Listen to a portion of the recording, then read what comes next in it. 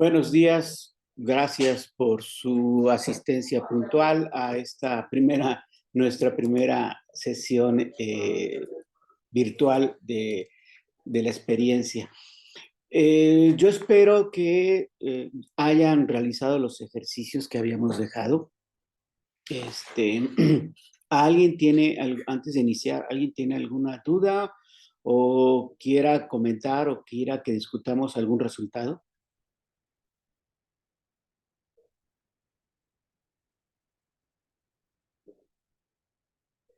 Por mi parte, no, maestro, quedó claro, gracias. Muchas gracias, Ana.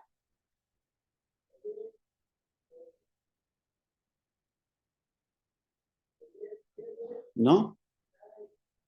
Bueno,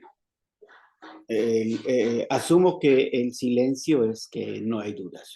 Eso me da gusto, me indica que pues realizaron los ejercicios y que todo quedó claro. Bueno, vamos a, vamos a ver, eh, como todo proceso de inferencia desde el enfoque clásico, trabajamos como supuestos, independientemente, aunque ya los mencionamos, por supuesto, independientemente de que sea a través de modelos. En particular, de los modelos más sencillitos, Saraí, buenos días, más sencillitos que hayamos ¿Ya estoy nosotros, viendo?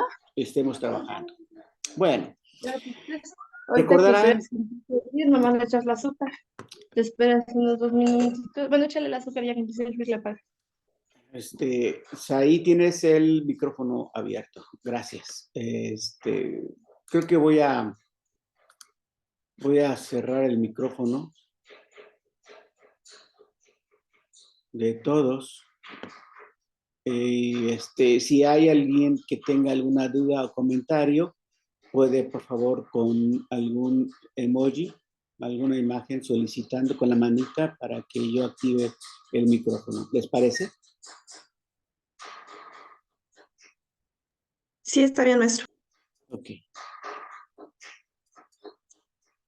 Bueno, entonces les decía, vamos a revisar los supuestos que están inertes y que de hecho los planteamos en un principio antes de realizar este tipo de ajustes con estos modelos. Como ustedes recordarán, bueno, los supuestos al modelo de regresión lineal simple ya los hemos dicho, pero vale la pena de todas formas mencionarlos, que es que la esperanza de los errores aleatorios para cualquier valor observado en X es igual a 0, que la covarianza para cualquier pareja de los errores aleatorios es igual a 0. Ese es el de que los errores aleatorios no están relacionados o que no hay autocorrelación, que la varianza de los errores aleatorios para cualquier valor en X es igual a sigma cuadrada. Esto le llamamos homogeneidad de varianzas.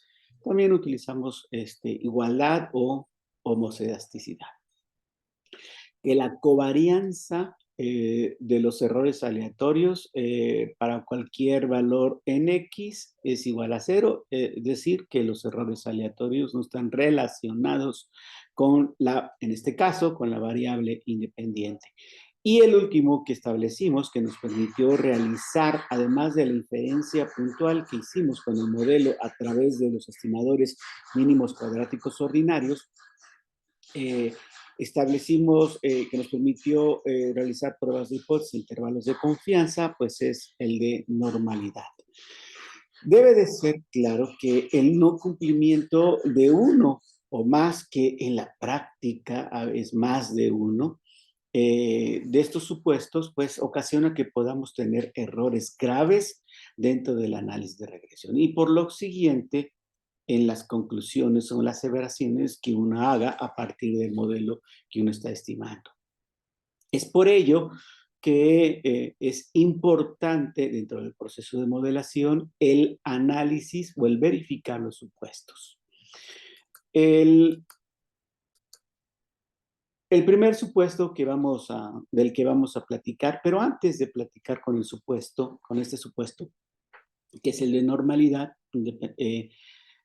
vale la pena recalcar y recordarles que vamos a analizarlo con dos enfoques. Un enfoque que en la práctica se le llama no analítico, que tiene que ver con un análisis visual, un análisis gráfico.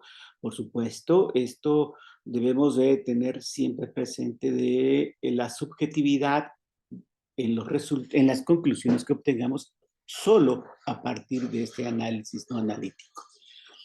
En algunos casos, pues la evidencia es tan fuerte que la subjetividad es cero. O sea, no hay subjetividad. Pero en algunas situaciones, pues sí, podríamos llegar a tener diferentes conclusiones con solo ver el análisis, el visual. Y el otro, que es el análisis analítico, que se basa en la construcción de pruebas de hipótesis. Y vamos a ver que cada estadístico se basa, por ejemplo, en el de normalidad o se construye bajo la hipótesis nula de normalidad, o que existe o que hay normalidad. Claro, también, de hecho, vamos a recalcar un poquito que cuando dar algunas características sobre este tipo de pruebas analíticas que tiene que ver mucho con el tamaño de muestra. Bueno, sin mayor preámbulo, vamos a hablar sobre esto.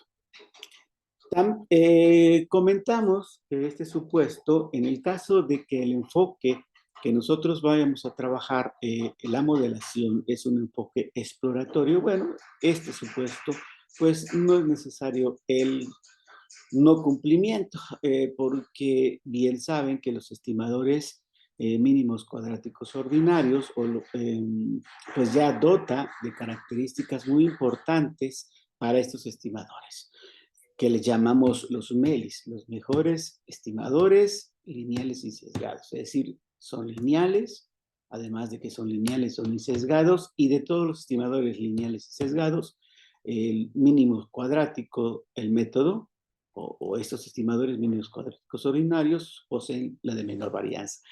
En el caso de que queramos hacer inferencia basado en pruebas de hipótesis o intervalos de confianza, entonces sí es importante el cumplimiento de este supuesto.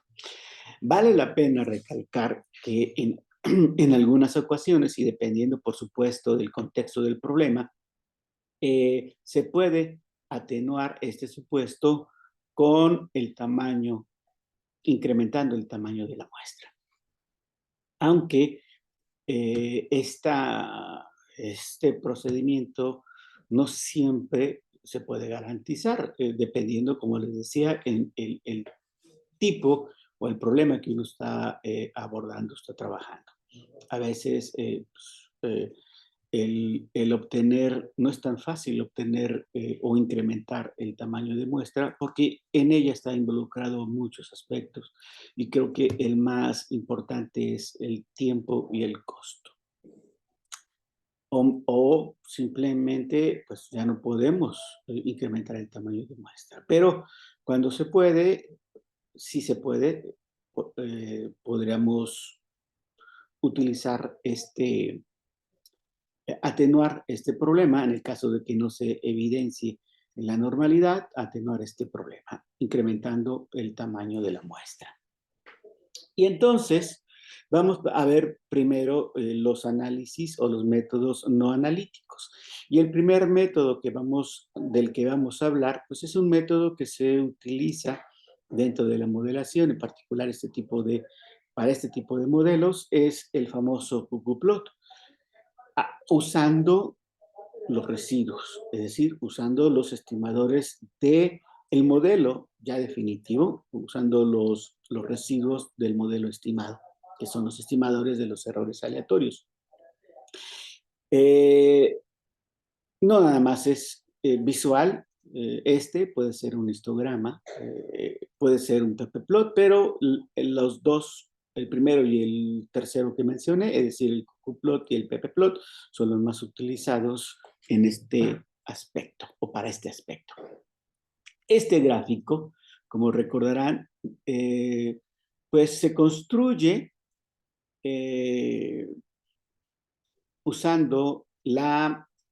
comparando los cuantiles teóricos contra los cuantiles empíricos, es decir, los cuantiles teóricos bajo el supuesto de normalidad y los cuantiles observados en los residuos de la muestra que nosotros estamos analizando. Y a ese le llamamos los cuantiles empíricos. Y entonces, si eh, la teoría coincide con lo que tenemos en la muestra, pues uno esperaría cierta tendencia a la hora de graficar. Si ustedes observan, ahí puse bueno, las instrucciones en R para poder obtener el gráfico.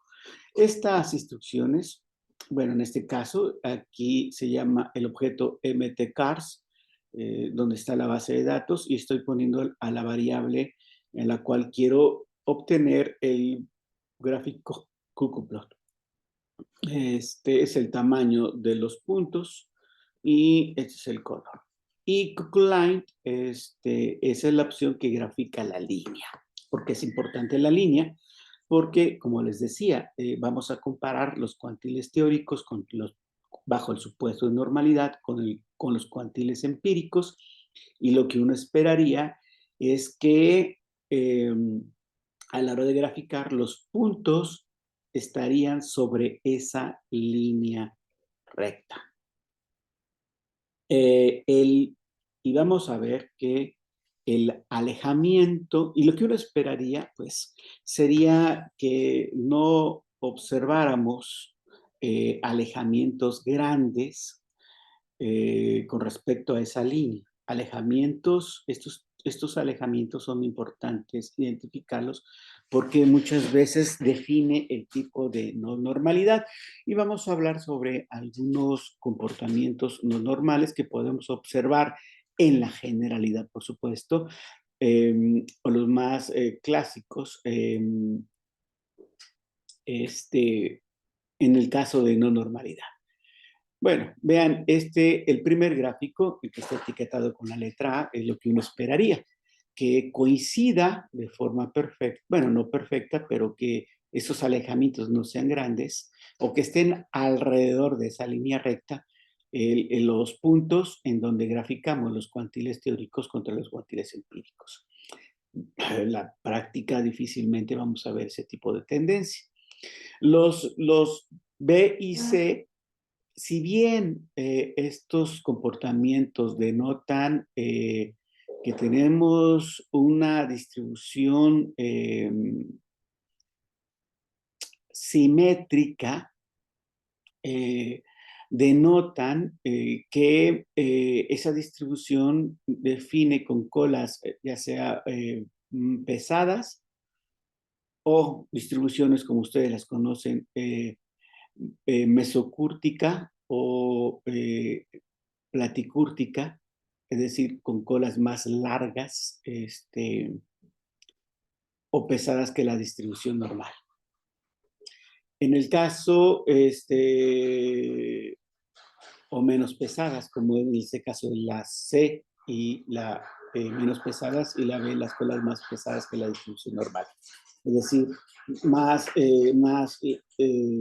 platicúrticas y leptocúrticas que la distribución. En el caso del D y L, pues implicaría a través de un análisis del ggplot que tendríamos distribuciones asimétricas, ya sea una simetría positiva, como en el caso de la D, o una simetría negativa, como se representa en la imagen etiquetada con la letra D. Bueno, ahora veamos un ejemplo, una muestra en donde que con base a este análisis visual nosotros tendríamos que identificar si la evidencia visual estaría a favor de la normalidad o bien la no normalidad. La forma de interpretar o dar con base a la imagen, determinar si hay normalidad o no normalidad, bueno,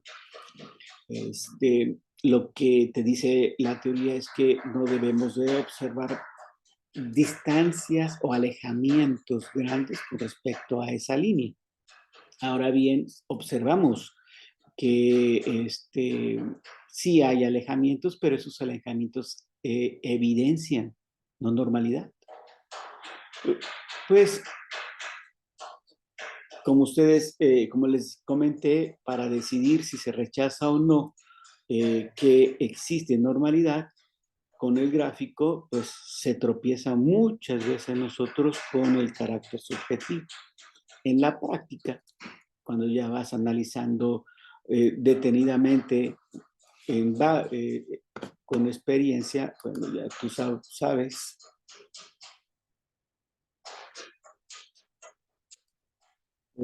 tú sabes que si la evidencia estaría hacia la normalidad o no normalidad. Ahora, también podemos ver, es que estoy viéndolo con la letra. Les decía, hay otro gráfico que es el PP, el Probability Normal. No sé, QQplot, es el ppplot. También puse ahí algunas imágenes que a analizar visual este supuesto se tendrían algunos comportamientos. Este sería el ideal. Aquí habla sobre, si bien simetría, pero con distribuciones más pesadas o más largas, más platicúrticas que la distribución normal. El C, pues, son con colas delgadas, es más hacia el leptocúrtico, es decir, con colas menos pesadas o menos largas que la distribución normal. Asimetría positiva y asimetría negativa.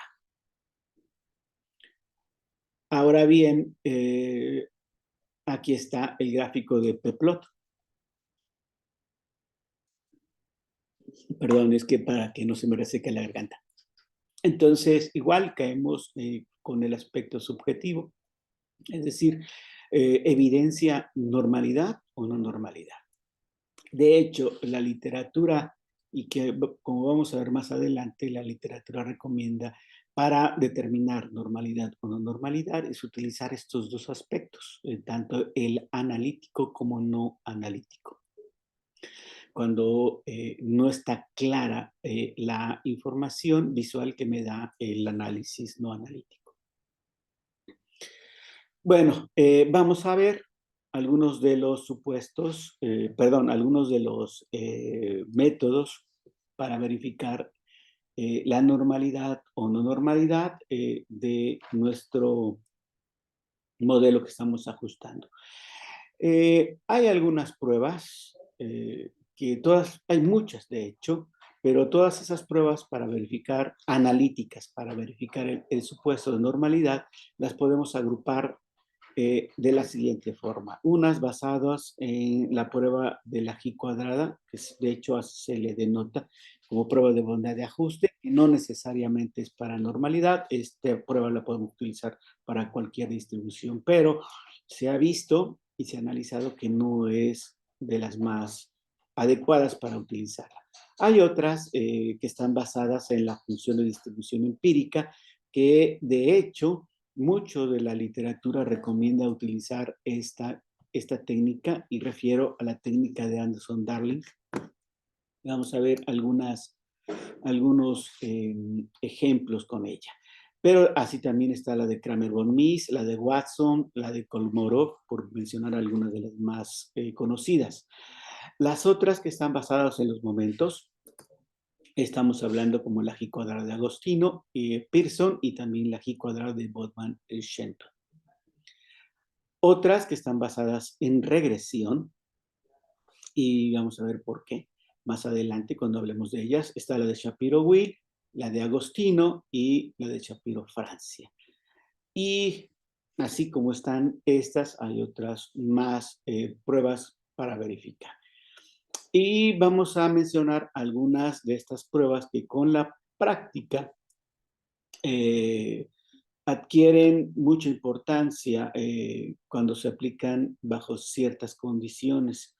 Y esas condiciones es muy importante tener en consideración para determinar qué prueba a utilizar, aunque existen pruebas que han mantenido su eficiencia a lo largo del tiempo y para diversas condiciones. Entre ellas, como les decía, está por mencionar la de Anderson-Darling, la de Kramer-Von Mies, la de Watson, la de Shapiro-Wilk y la de Agostino, que son, digamos, que dentro de las pruebas más robustas, aunque con ciertas, también, con ciertas condiciones. Por ejemplo, Anderson-Darling, vamos a mencionar a ella. Pero la mayoría de la literatura o de los autores recomienda mucho esta prueba, la de Anderson-Darling. Bueno,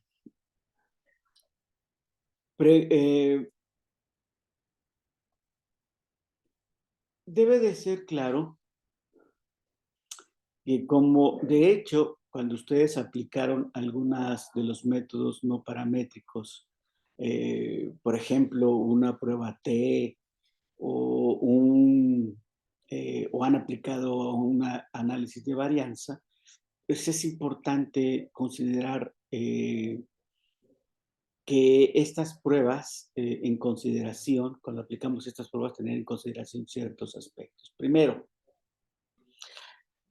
cuando uno analiza o verifica este supuesto a través de pruebas analíticas, pues uno verifica el estadístico que se construye bajo la hipótesis nula y su p-valor. Pero debe de uno tener en consideración que cuanto más grande sea el tamaño de muestra, pues más poder estadístico va a tener la prueba. Es decir, va a ser mucho más fácil encontrar evidencia en contra de la hipótesis nula. Es decir, en contra de la normalidad.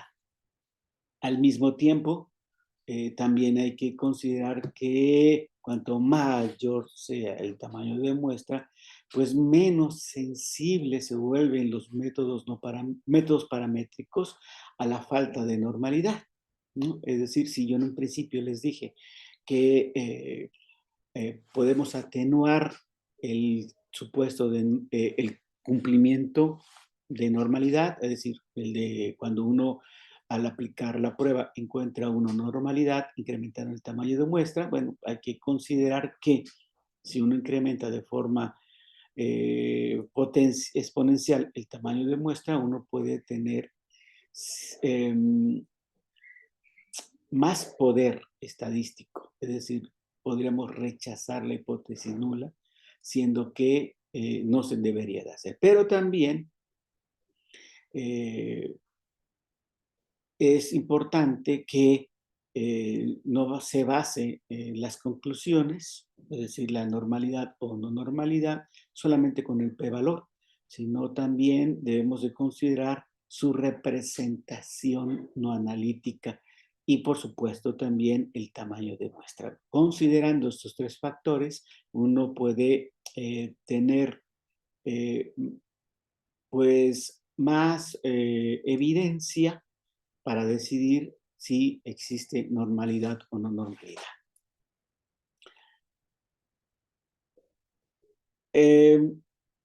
Vamos a ver algunas de estas pruebas.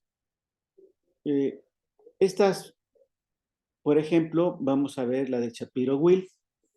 Recuerden que estas pruebas analíticas se construyen bajo la hipótesis nula de normalidad.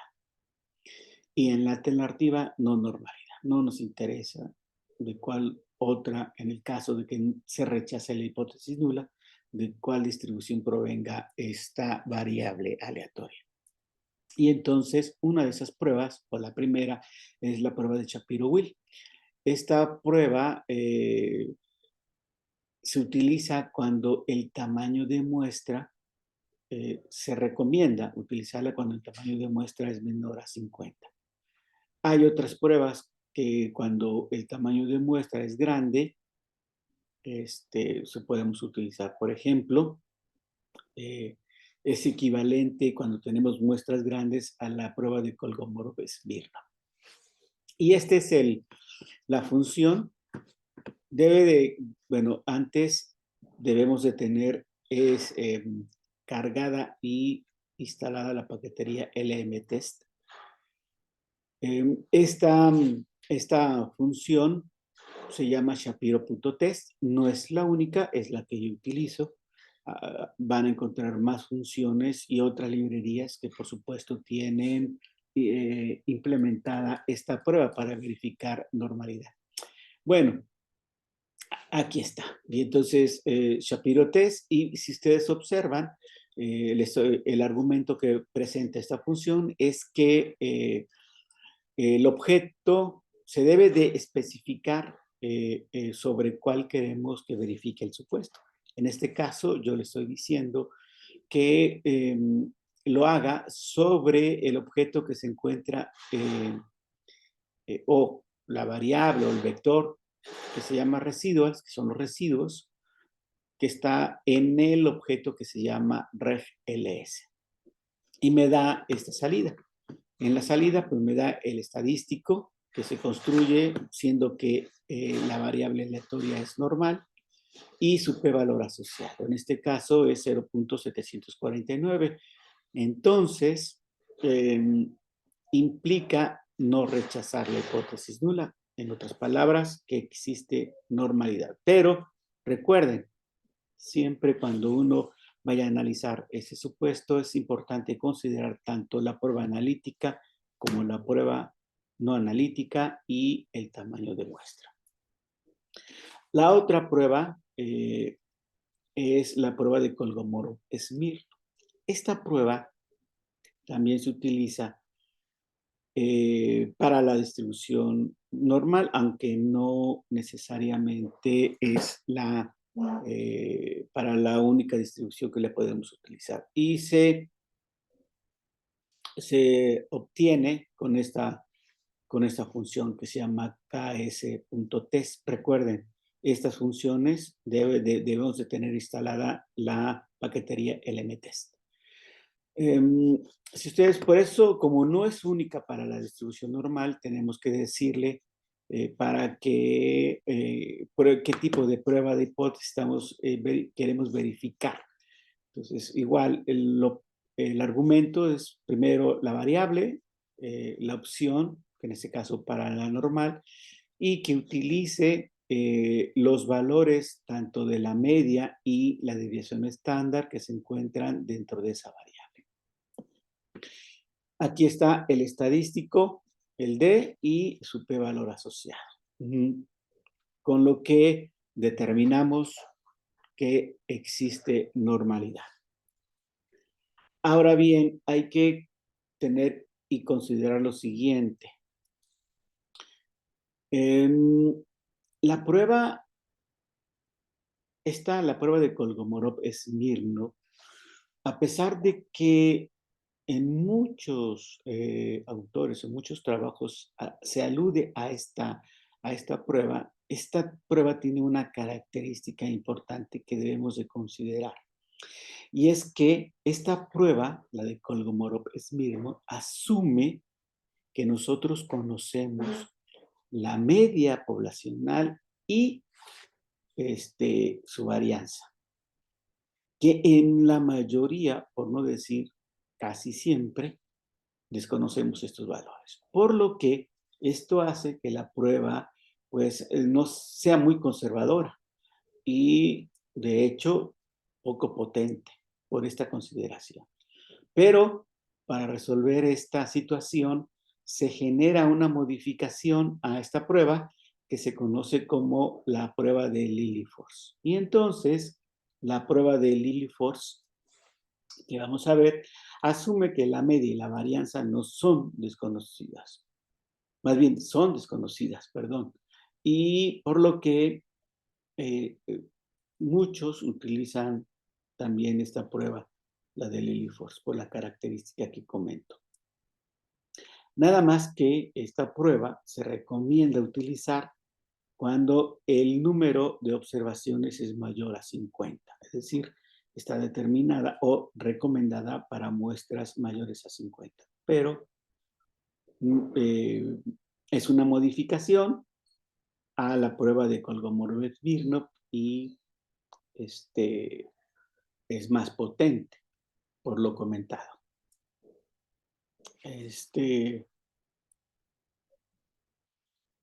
Aquí está,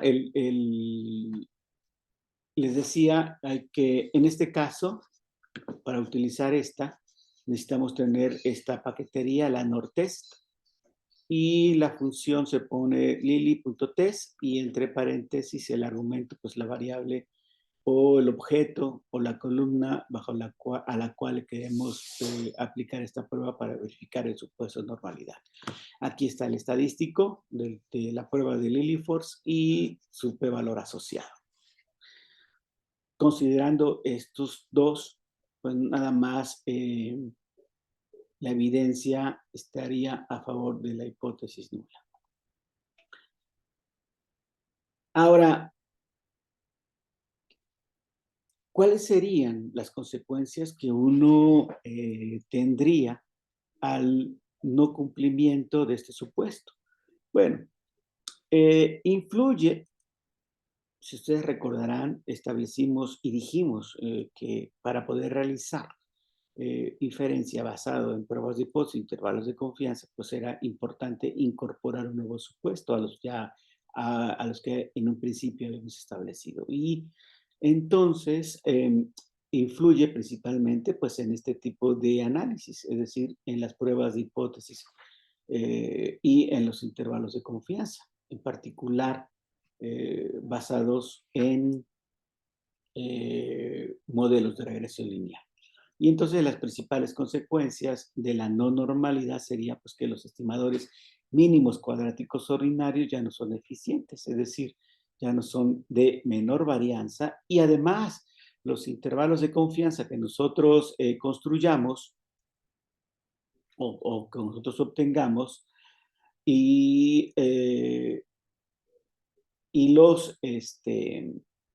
las pruebas de hipótesis o los contrastes de significancia serían aproximados, no serían los exactos.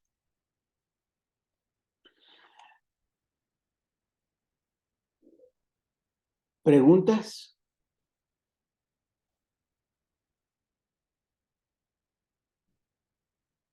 ¿Cuándo sí se recomienda o qué tipo de prueba se recomienda para una hora 50? La que habíamos visto en un principio que comentamos. Aunque fíjate que, como les decía, hay pruebas que son, independientemente del tamaño de muestra, son más robustas y que se recomiendan por su robustez, y es la prueba de Anderson-Darling. Pero para tamaños de muestra menores a 50, la literatura establece la de Shapiro-Wilk. Aunque considerando pues las características que determinan a cada una prueba y el contexto del problema que estamos, la particularidad del fenómeno que estamos analizando. Pero en la generalidad, la robustez en términos de pruebas, pues la más recomendada es la Anderson-Darling, independientemente del tamaño de muestra. Maestro, una pregunta. Mencionaba 3 factores para decidir si existe normalidad. ¿Podría repetírmelos, por favor? 3 factores. Ajá, es que, bueno, no sé si escuché mal. Escuché por ahí que comentó usted que existían tres factores para determinar o para decidir si existe normalidad, Ah, ok, que era, más por ejemplo, bien el tamaño de la muestra. tomar, ajá, considerar para obtener las conclusiones o decidir normalidad o no normalidad es la prueba analítica. O decir, la prueba analítica, la prueba no analítica y el tamaño de muestra. En conjunto, con la información que aportan estos tres aspectos, decidir la normalidad o la no normalidad. Ok, gracias, maestro.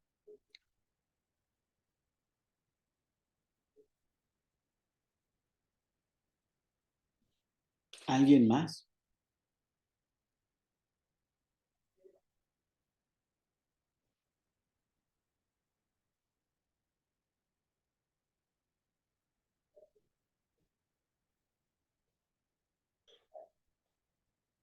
¿No? Ok.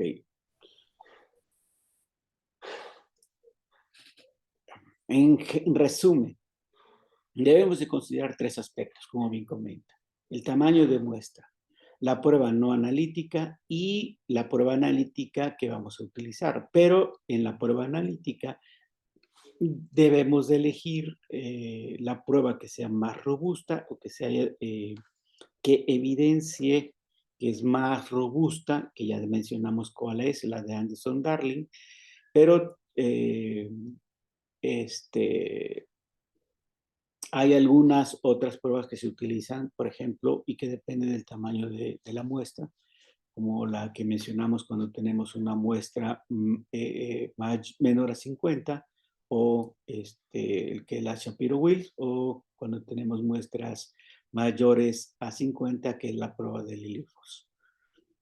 Aunque, les vuelvo a recalcar, la prueba más recomendada que ha aportado evidencia suficiente, que es más robusta, es la prueba de Anderson-Darling. Bueno, otro de los supuestos importantes es la homocedasticidad o igualdad de varianzas.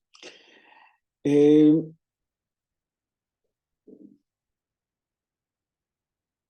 origen de la no homogeneidad o de la heterocedasticidad depende a veces y mucho de la naturaleza del problema del contexto del problema o del fenómeno que estamos analizando.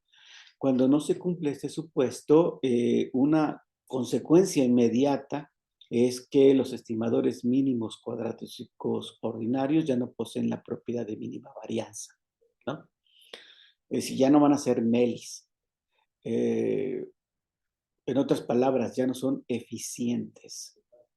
Ni siquiera, fíjense, ni siquiera de forma asintótica. Es decir, cuando tenemos muestras grandes. Esta falta de eficiencia pues va a restar credibilidad a los procedimientos habituales que nosotros tenemos para las pruebas de hipótesis, lo que origina que los estimadores mínimos cuadráticos ordinarios pues van a proporcionar resultados que ya no son confiables, van a ser falsos en principio, y las conclusiones que obtengamos a partir de estas pruebas, la T y la F, pues tienden a exagerar la significancia de los resultados. Es decir, podemos rechazar alguna prueba de hipótesis cuando no debería de ser. Por ende, también, y en consecuencia, que eso sería, por supuesto, más claro, que los intervalos de confianza van a ser más, o la amplitud del intervalo de confianza va a ser más grande, o se denota también con que serían más anchos. Fíjense, aquí hay una imagen que a mí me gusta mucho. Esta imagen, como dice ahí la cita, pues la tomé del libro de econometría de Damodar Bujarati. Y me gusta mucho porque aquí evidencia normalidad ¿no? Por ejemplo, esta imagen, a ver,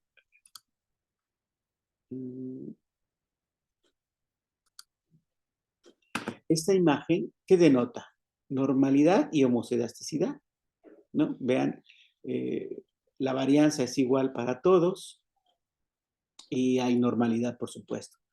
Y aquí hay normalidad, pero no homocedasticidad. Vean, algunas formas son más platicúrticas que otras, o estas son más leptocúrticas que estas dos. Es decir, la amplitud o la variabilidad o la varianza es diferente para cada una de estas poblaciones.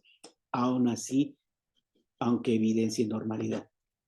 O esta, que también es muy visible, normalidad y homocedasticidad, y aquí normalidad, pero no homocedasticidad. Para este supuesto también tenemos técnicas no analíticas y técnicas analíticas. Veamos la primera, la prueba no analítica.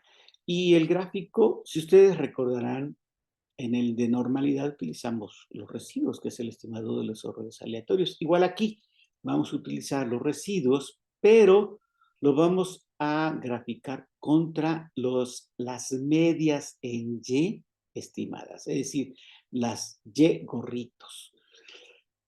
Y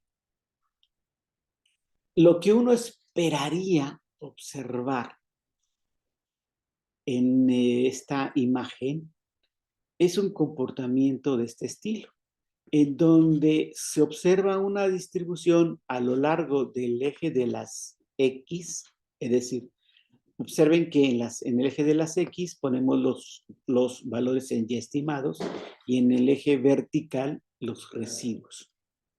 Aunque para esta imagen o este análisis visual de homocedasticidad recomiendan otro tipo de residuos, pero ahorita no los hemos mencionado, así que asumamos que estos residuos son los crudos, es decir, el Y observado menos su estimado. Y entonces, el comportamiento que evidencia homocedasticidad es algo parecido a esto, en donde tenemos una distribución aleatoria sobre una banda a lo largo del eje de las X. La no homocedasticidad o la heterocedasticidad, bueno, antes, vean un ejemplo del gráfico de los residuos contra los valores ajustados. Aquí es muy fácil, utilizando la función plot. Si ustedes observan, aquí es la estructura o la forma de los argumentos sería, primero, sería el eje, la variable que graficará o la columna que va a graficar en el eje de las X, coma, separado por la columna o el objeto en donde se tiene los residuos. Y entonces me da este gráfico.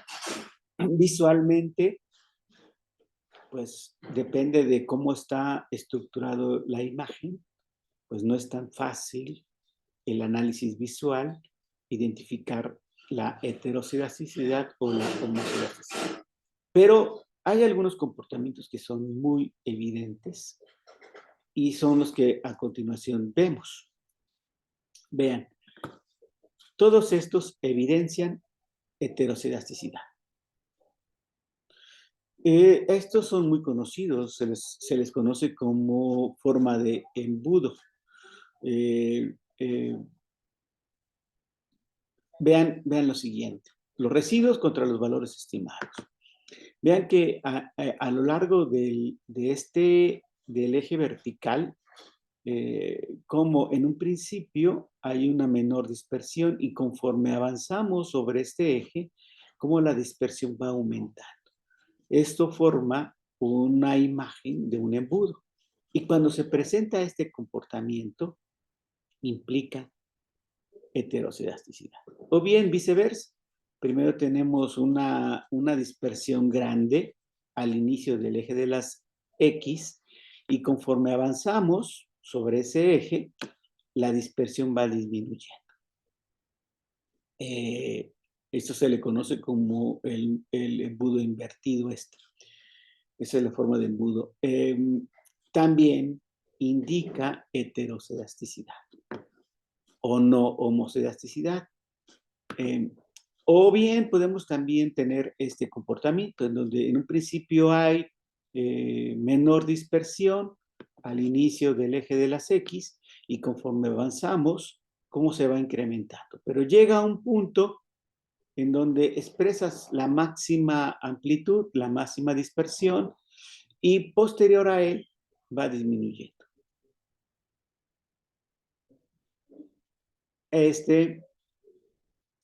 También evidencia la heterocedasticidad. Y hay un comportamiento inusual, bueno, no inusual, en donde presenta un comportamiento en donde a la hora de graficar los residuos contra los valores estimados, tiene un comportamiento de esta forma. Vean. Y este comportamiento tiene una implicación muy importante. Esto indica que necesita incorporarse otra variable en el modelo. De hecho, este comportamiento implica incorporar un término al cuadrado. Eso lo vamos a ver más adelante cuando veamos regresión. Porque cuando le incorporamos, o es necesario incorporar un efecto cuadrático en el modelo, pero a la hora de incorporar un efecto cuadrático estaríamos hablando de una ecuación de grado 2, un polinomio de grado 2. Y entonces ahí entraríamos dentro de la regresión lineal múltiple. Recordarán que les comenté que los polinomios mayores o iguales a grado 2 son casos particulares de los modelos de regresión lineal múltiple. Pero bueno, implica que es necesario agregar un término al cuadrático, al modelo. Hay una prueba, no es la única, una prueba, de hecho, aprovechando que están viendo ustedes métodos no paramétricos, para verificar, prueba analítica, para verificar el supuesto de homocedasticidad o de no homocedasticidad. Y esa prueba se conoce como la prueba de rango de Spearman. Esta prueba tiene una condición que solamente la podemos utilizar para muestras en donde el tamaño es mayor a 8. Pero se construye de forma muy simple y que por eso, bueno, su estructura para poder calcular es un poquito engorrosa, pero su construcción es simple. Y la puse para que observen cómo se obtiene. Pero pues esta pues no la van a hacer ustedes manual, por supuesto. Esto nada más de forma ilustrativa, porque no es la única. Hay otras pruebas más robustas que la prueba de rango de Spearman. Bueno, vean el estadístico que tiene este procedimiento. Bueno, esta prueba. Ese es el procedimiento que se sigue para poder obtener el estadístico. Pero este estadístico se construye bajo la hipótesis nula de homocedasticidad o no heterocedasticidad. Yo sé, son juegos de palabras que nos gustan mucho a los estadísticos, pero bueno, la homocedasticidad o no heterocedasticidad es, o igualdad de varianzas, es la que se establece en la hipótesis nula. Y en la alternativa, la heterocedasticidad o no homocedasticidad. Bueno, es muy simple. Primero, por supuesto, debemos de ajustar el modelo de regresión y obtener los residuos. Una vez estimado y obtenido, ajustado y obtenido los residuos, vamos a obtener su valor absoluto. Y una vez obtenido el valor absoluto de los residuos, los ordenamos, ya sea de forma ascendente o descendente, no importa. Y posterior a ello, vamos a obtener los rangos.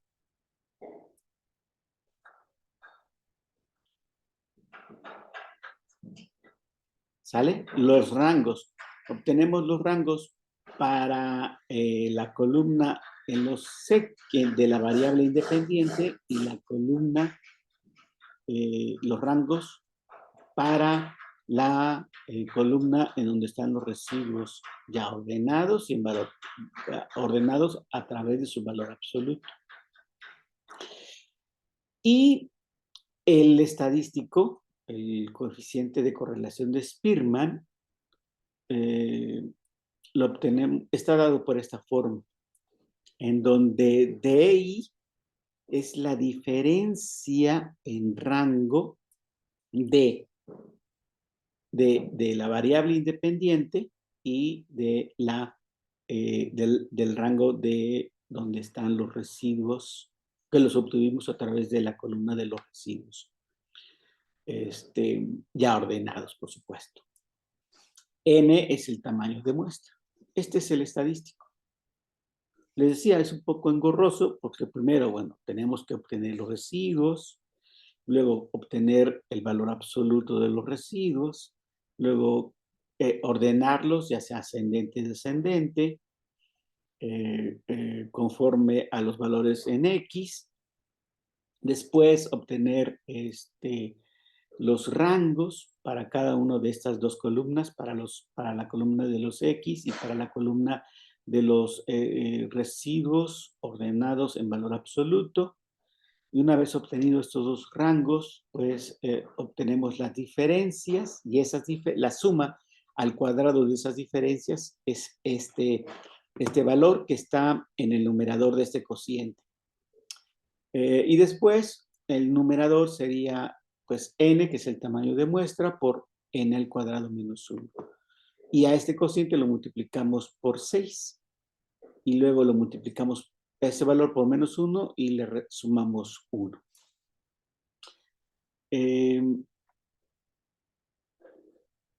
Les decía, este estadístico se recomienda utilizarlo. De hecho, se utiliza para muestras mayores que 8.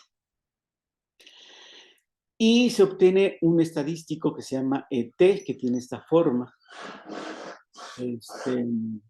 Aquí está el coeficiente de correlación de rango de Spearman y lo multiplicamos por la raíz de tamaño de muestra menos 2 y lo dividimos entre la raíz de 1 menos el rango de Spearman elevado al cuadrado. Ahora, este estadístico tiene una distribución T-de-Student con el tamaño de muestra menos 2 grados de libertad.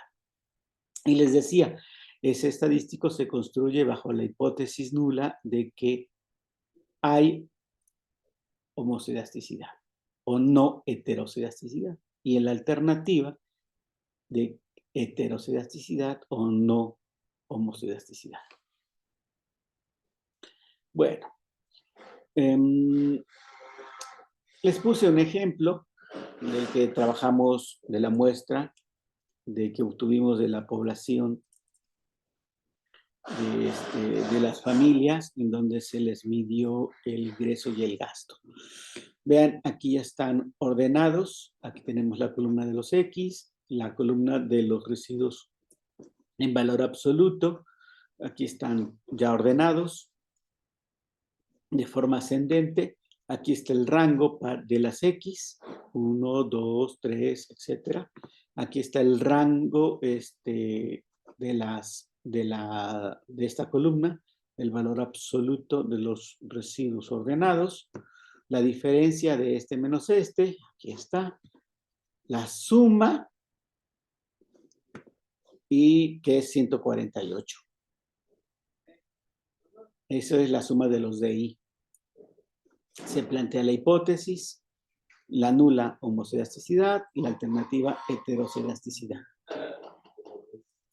Y obtenemos el cálculo del coeficiente de correlación de Spearman con la formulita que ya vimos. Ese valor lo utilizamos para el estadístico T, que este es el que se distribuye con n-2 grados de libertad como unidad de estudio. Y bueno, a partir de este estadístico obtenemos nosotros su p-valor asociado y con base a ese p-valor y por qué no, también, como dijimos, con el gráfico, la prueba no analítica, obtenemos las conclusiones, la evidencia, ya sea de homocelasticidad, homogeneidad de varianzas o heterocelasticidad. Ahora bien, no es la única, como les decía, hay otras pruebas, pero vale la pena mencionar. Y de hecho, este comentario lo expreso acorde a lo que establece Bujarati en el libro que les decía de econometría. La versión, de hecho ya les envié, la versión es la 2010. La pregunta sería, de hecho él se plantea un cuestionamiento porque vamos a mencionar otras pruebas, además está la que vimos, la de Spearman. Está, por mencionar algunas, Levy, está el Bartlett, y hay otras pruebas un poco más robustas que estas. Según recuerdo, la de Grushpagan, que de hecho mucho recomienda este libro, este autor, Bujarati, Damodar Bujarati, recomienda mucho utilizar esta prueba. La pregunta sería, el cuestionamiento que se planteó en el libro es cómo decidir cuál es la mejor. Como vimos, mucho tiene que ver el contexto del problema, el fenómeno que estamos analizando, pero en principio no es una prueba, no es una respuesta fácil, porque muchas de las pruebas que vamos a ver, pues se basan en supuestos diversos. Pero igual, como comentamos al principio, para las pruebas de normalidad es importante o necesario prestar atención al tamaño de muestra. Y también la significancia, que está, digamos, en cierta medida correlacionada.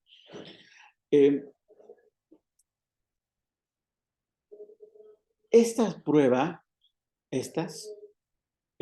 muchas de ellas son sensibles a valores que tienen un comportamiento inusual al comportamiento general y que le llamamos valores atípicos.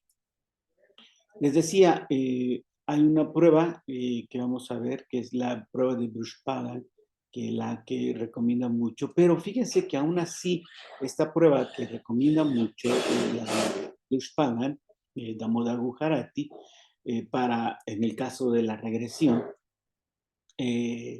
esta prueba se construye en ajustar un modelo de regresión para su construcción de la prueba de Grushpagan. Ajustar un modelo de regresión en donde la variable respuesta de este modelo son la variable de los residuos, pero los residuos al cuadrado del modelo original, del modelo del cual estamos nosotros verificando los supuestos, o el definitivo.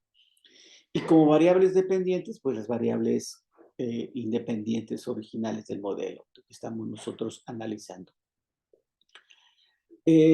Bujarati menciona que esta prueba, la de Grushpagan, es sensible, así también como, por ejemplo, que ya algunos de los compañeros estadísticos saben, la prueba de Bartlett al supuesto de normalidad. Pero hay otra prueba, por ejemplo, la de Kronecker-Bassett. Esta Otra prueba para verificar el supuesto de homoselasticidad es más robusta, así como la prueba de Levin, más robusta al supuesto de no normalidad o de normalidad. Y en consecuencia, tanto la prueba de Kronecker-Bassett como la prueba de Levin son más potentes en comparación a la prueba de Grush-Pagan, a la prueba de Bartlett, por ejemplo. De hecho, él recomienda un artículo que lo he estado buscando y no lo he encontrado, donde hacen una discusión, pero teórica, en relación a este apartado, al de determinar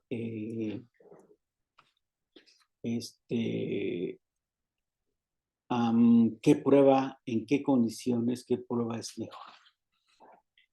Es decir, da una idea de cuáles son los puntos fuertes como débiles de cada una de estas pruebas de heteroselasticidad.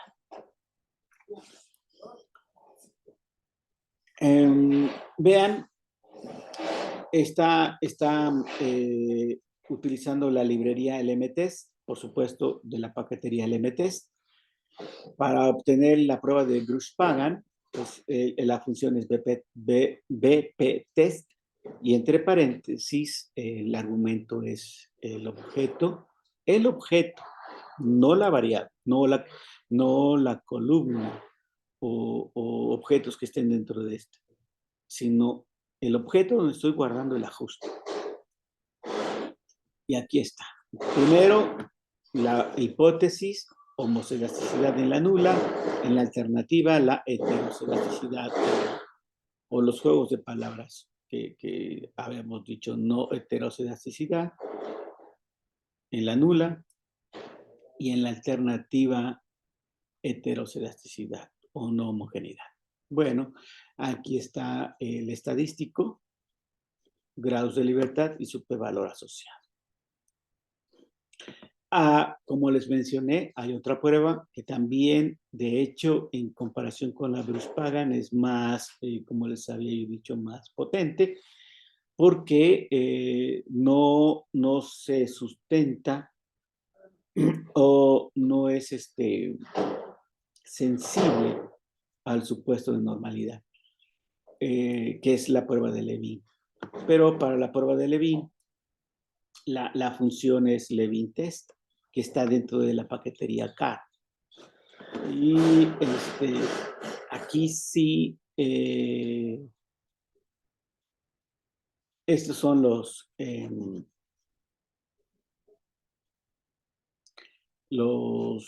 argumentos para esta prueba.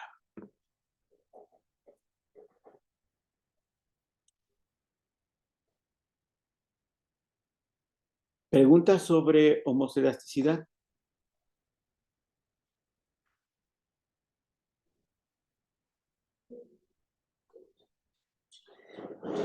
Y yo una. Sí, dime, Beatriz. ¿Ninguna o una? Perdón, Tania, Sí, una. levántala. Perdón, ¿quién? ¿Beatriz o Tania tienen? Pues si quiere yo y ahorita. Ok, a ver, ya que tienes el micrófono, por favor, Tania. El rango de Spearman dice que se ocupa para muestras mayores a 8, pero Así por es. grupo, o sea, pueden ser en conglomerados. ¿Y hay alguna para muestras menores a 8, como por ejemplo de 6 por ahí? ¿O en ese caso ya tiene algún sentido hacer pruebas estadísticas? ¿O qué se puede No, ocupar? por lo general, cuando uno ajusta modelos de este tipo, pues trabajamos con muestras que son mayores que 8. ¿No? Difícilmente en la práctica puede darse los casos, por supuesto, pero difícilmente vamos a trabajar muestras que sean menores iguales a 8. ¿No? En el caso de que sean pruebas menores o iguales a 8, tanto, por ejemplo, Grush-Pagan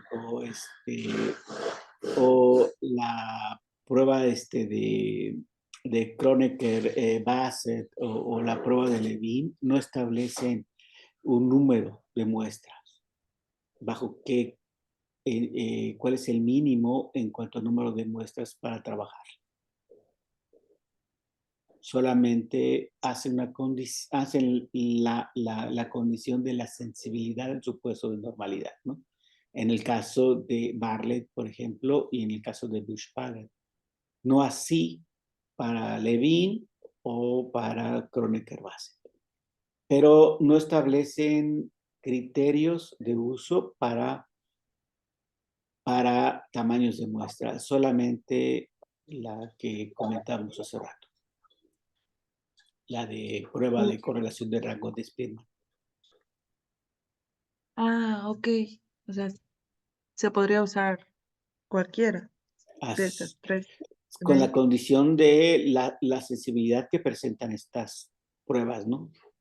Al supuesto de normalidad.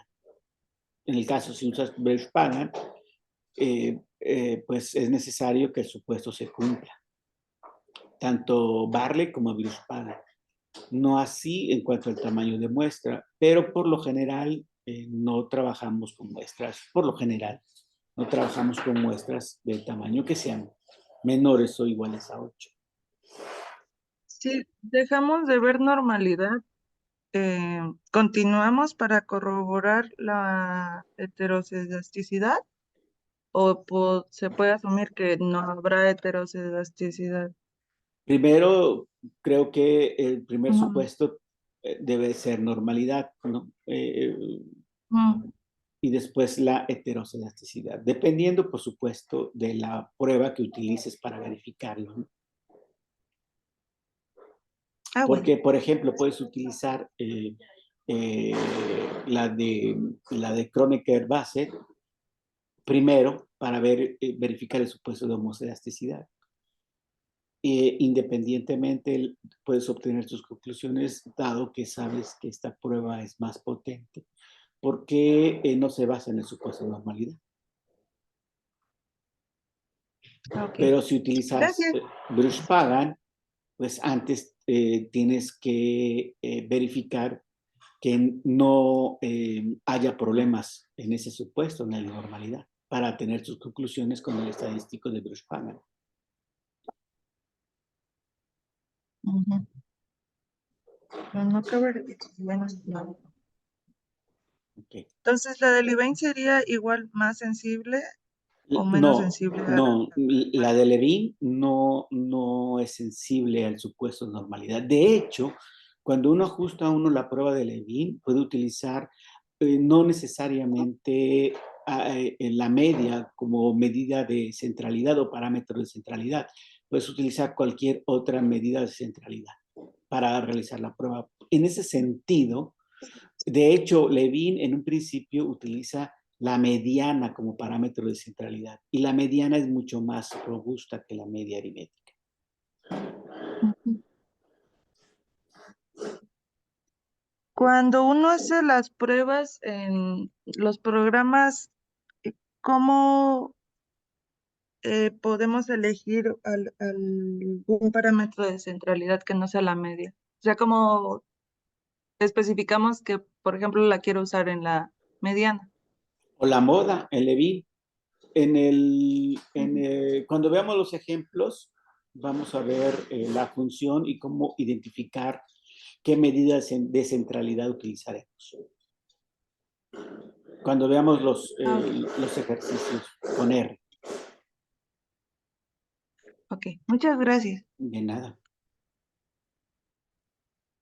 Dime, Beatriz. Creo que era al revés, maestro. O sea, yo soy Tania, habló con Beatriz primero, pero aquí estoy. No, sí, Em, sí te escuché. Ah, ok. sí, tengo una pregunta, pero no sé si tal vez lo explicó más atrás y no entendí bien. Era lo de cómo se calcula lo de los residuos. Los residuos crudos, bueno, vamos a ver otro tipo de residuos que esos por lo general se utilizan para identificar la atipicidad. Esto es otro aspecto importante, porque en la regresión lo que hacemos son estimaciones de las medias.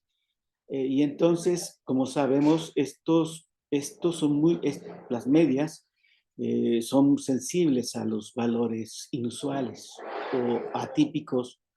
Entonces, es importante identificarlos.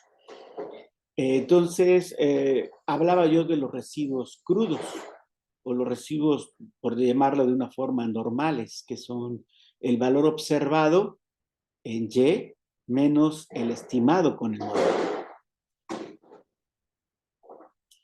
Por mencionar, vamos a ver otros que se les llama los residuos estandarizados y los residuos estudentizados.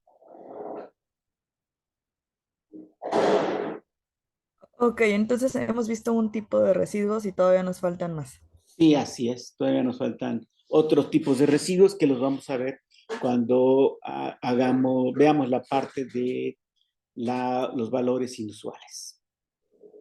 Gracias. Entonces, los que hemos visto dijo que es el valor observado en Y menos el estimado Con el modelo, así es. del modelo. Ok, Digamos que gracias. es la definición del estimador de los errores aleatorios. Porque los errores aleatorios del modelo poblacional, esa es su definición. Es el valor observado menos el esperado. Y ese es el error aleatorio. Y lo estimamos a través de los residuos. Que sería, Ok, es lo mismo, ok. sí. Bueno, no es lo mismo. Uno es el parámetro y el otro es el estimador. Y entonces los residuos, no el error aleatorio, los residuos son las estimaciones de los errores aleatorios. ¿Y cómo los obtenemos? Bueno, con la muestra que estamos trabajando y la definición, que es el valor observado en la muestra en Y menos el valor estimado en Y. Gracias, ya me quedó más claro. Al contrario. Maestro, una pregunta. De ¿Sí? lo que comentaba sobre los datos atípicos, comentaba que había una prueba que era más sensible a esos datos. ¿Cuál es la prueba? O no sé si lo entendí mal. No, nosotros estamos hacemos inferencia con un modelo y esa inferencia se basa en las medias, ¿no? Usamos medias para hacer inferencia, independientemente de que la hagamos a través de un modelo. Y las medias, como bien saben, estas medidas son sensibles, o estos estimadores son sensibles a los valores inusuales.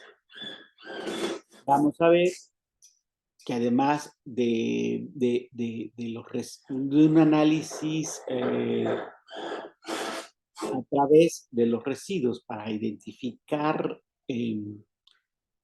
posibles valores atípicos, se utilizan otro tipo de residuos que se le denota, al fin de cuentas se calculan a través de los residuos crudos o los residuos de la definición de los residuos, que son los valores observados menos los valores esperados, que se les llama los residuos estandarizados y los residuos estudentizados.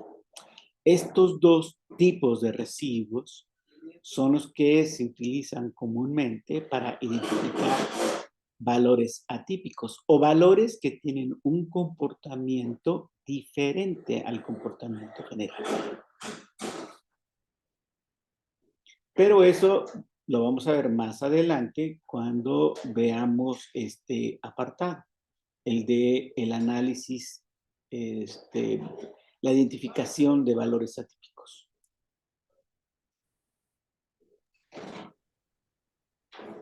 ¿Sí está claro, Ana? Sí, sí es que había Ok. tenido una confusión. Pensé que de las pruebas que nos había comentado hace un momento, Ajá. de esas mismas pruebas usted hacía diferencia de que alguna era más robusta o que alguna era más sensible a datos atípicos, pero pensaba que era sobre las pruebas que nos había comentado. No. De hecho, bueno, eso lo vamos a ver más adelante, pero no quiero adelantar. No.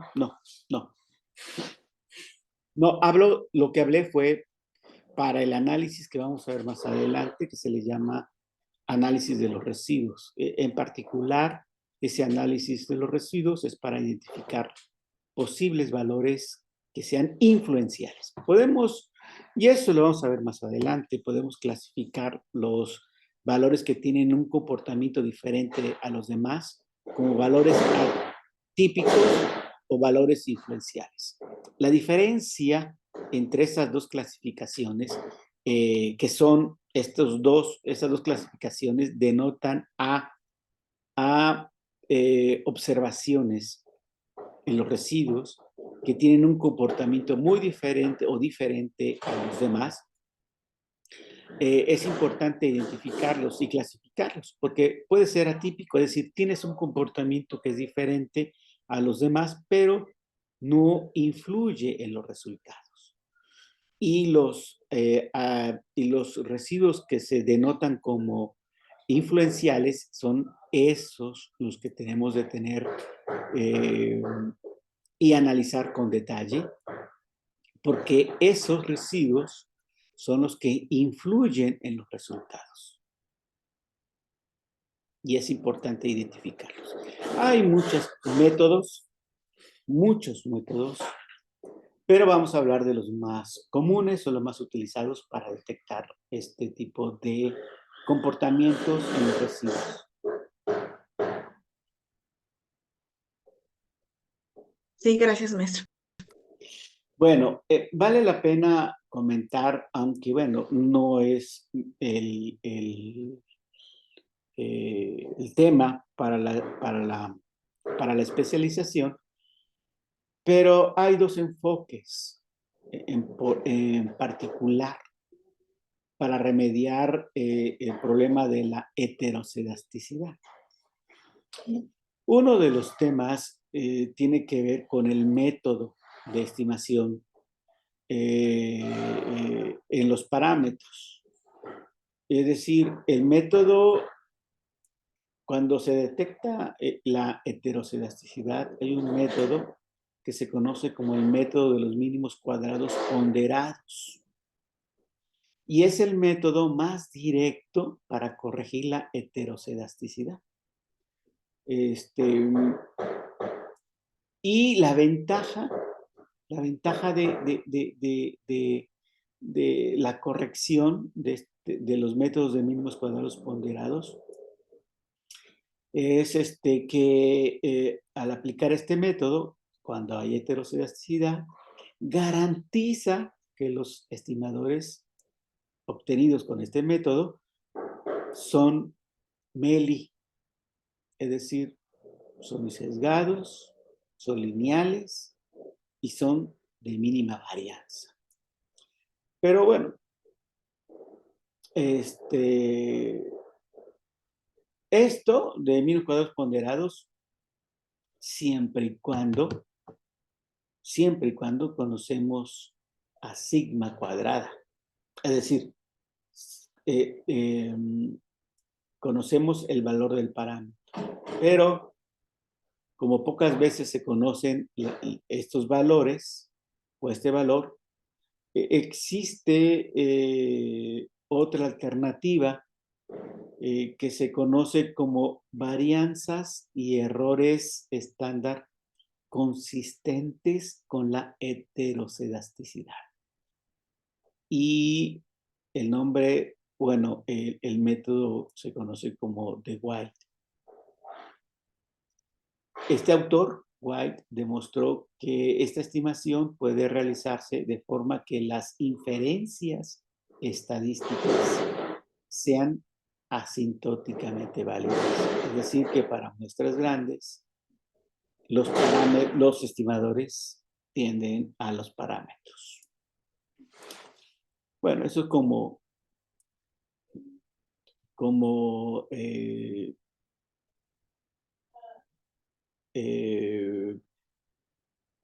información alterna. Bueno, decíamos, vamos a hablar sobre lo de independencia en los residuos.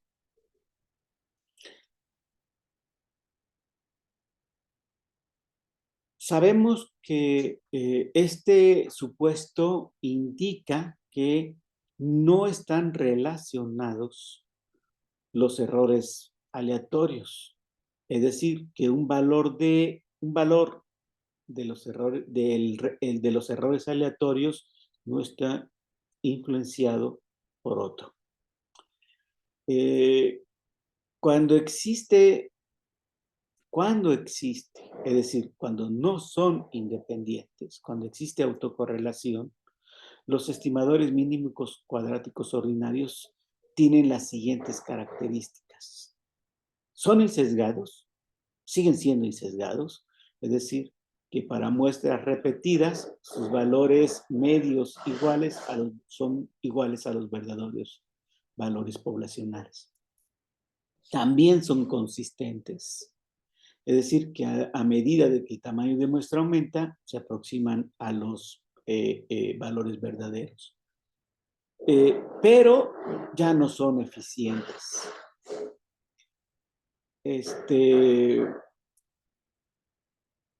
Perdón, voy a tomar un poquito de agüita.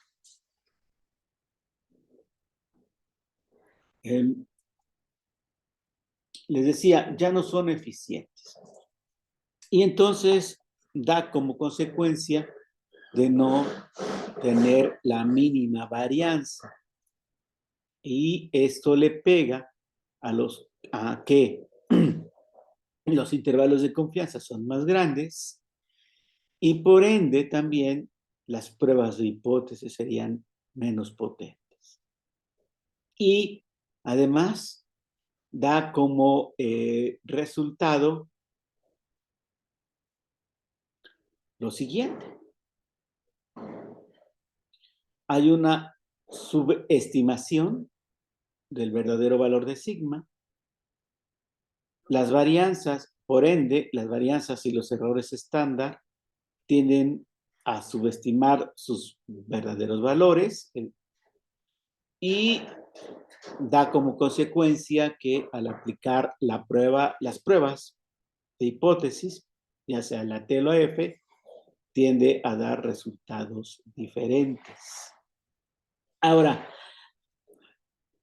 también hay una prueba no analítica, es decir, un gráfico basado en los residuos, para verificar este supuesto. El gráfico de los residuos, creo que no lo puse, ahorita me estoy acordando. No lo puse. Pero es un gráfico muy sencillito. Y voy a utilizar una plumita aquí. Va un gráfico que tiene la siguiente información. Aquí estarían los residuos en el eje vertical.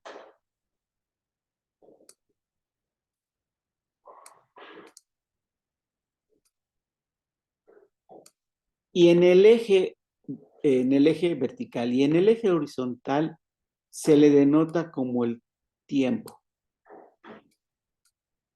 ¿Y a qué definimos eso como tiempo? Primero déjenme escribirlo. Ojalá y le entiendan.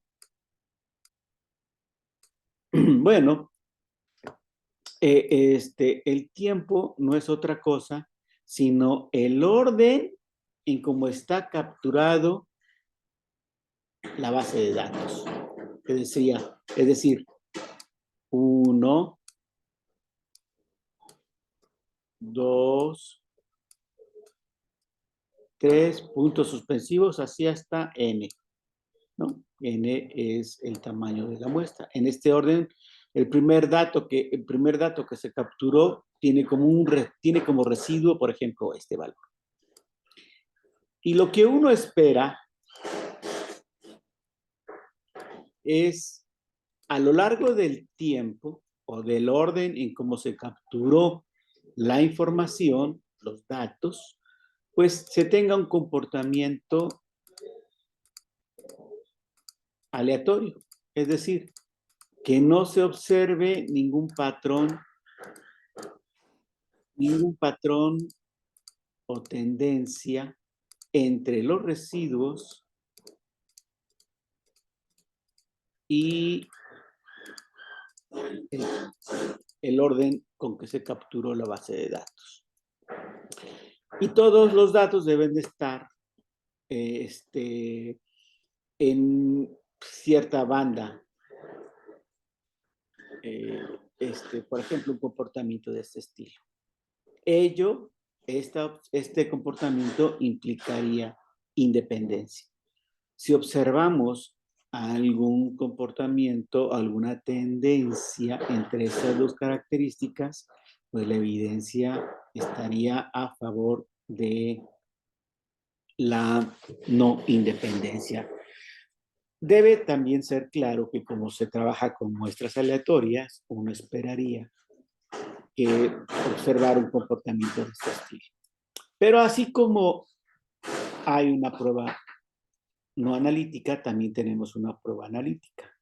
Y esa prueba no analítica es la prueba que se conoce como la prueba de Debye-Watson.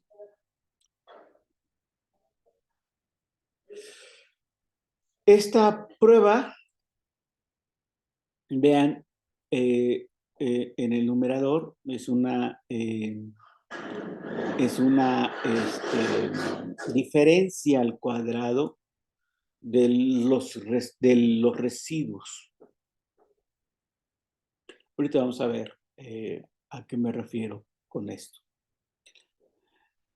La hipótesis que se plantea para este estadístico o que se construye bajo la hipótesis nula de independencia o no autocorrelación. Y la alternativa, pues, que no son independientes o autocorrelación.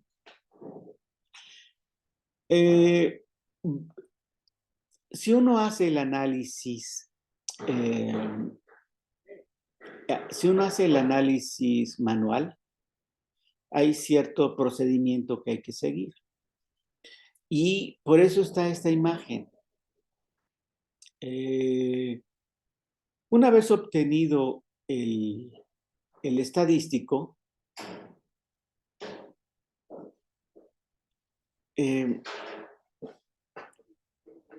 que hay que obtener dos valores, que se le llama DL y DU, y esos valores en unas tablas se obtienen dependiendo de varios factores. Primer factor, tamaño de muestra.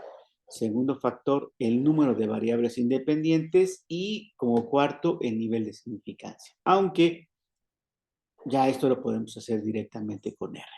¿Y por qué estos?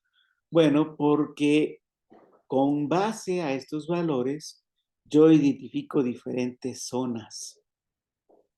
Y esas zonas están representadas por esta imagen. Si el estadístico que obtuvimos a la hora de construir el de Debye-Watson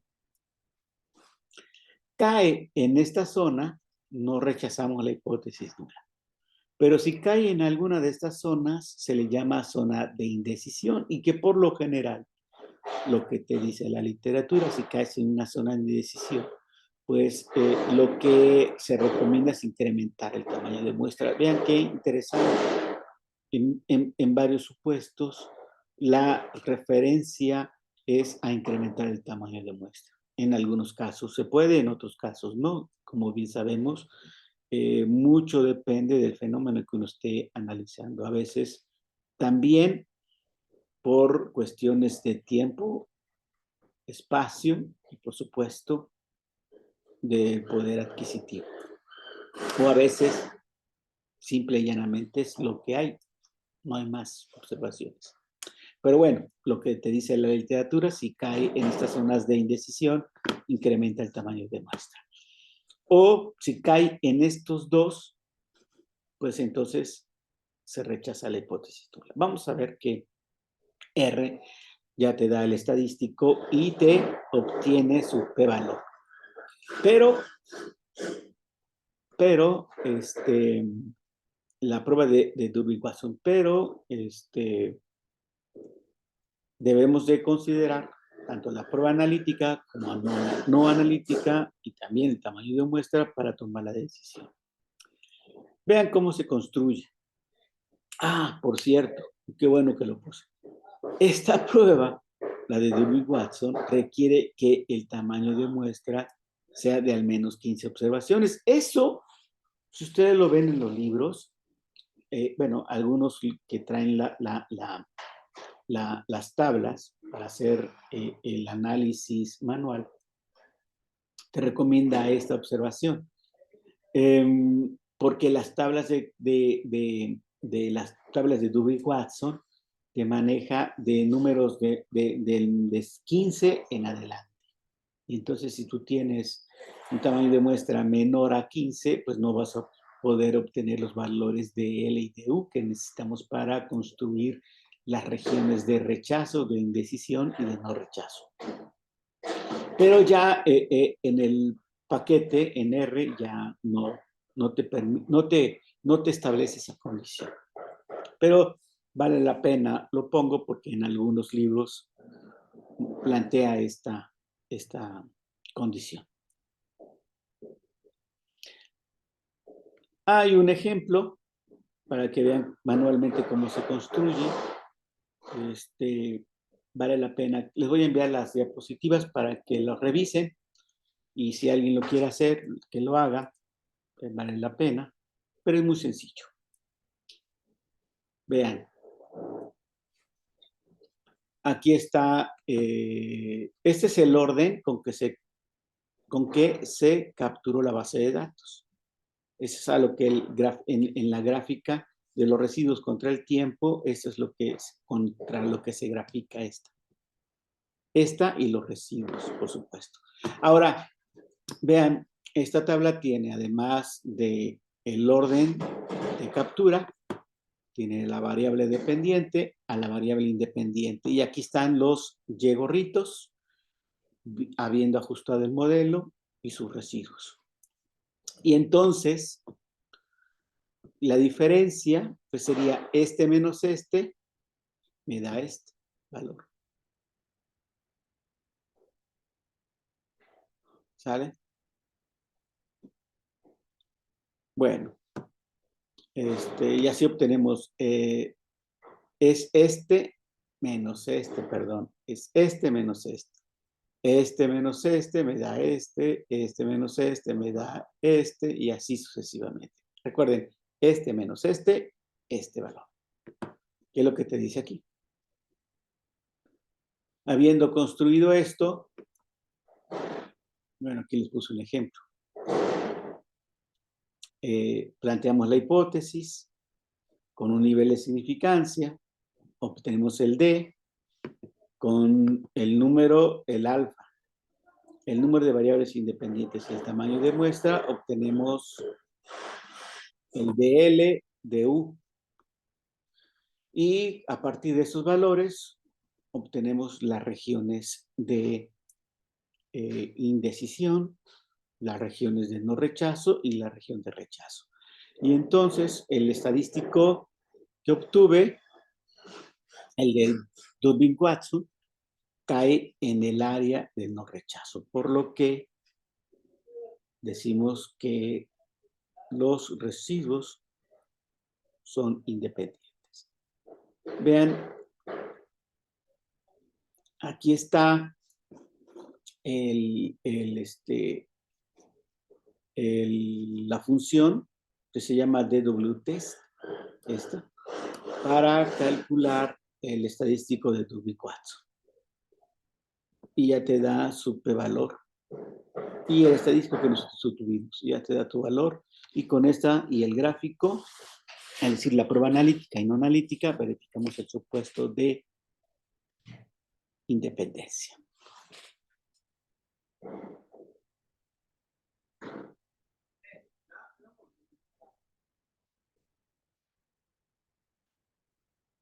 Bueno, ¿preguntas?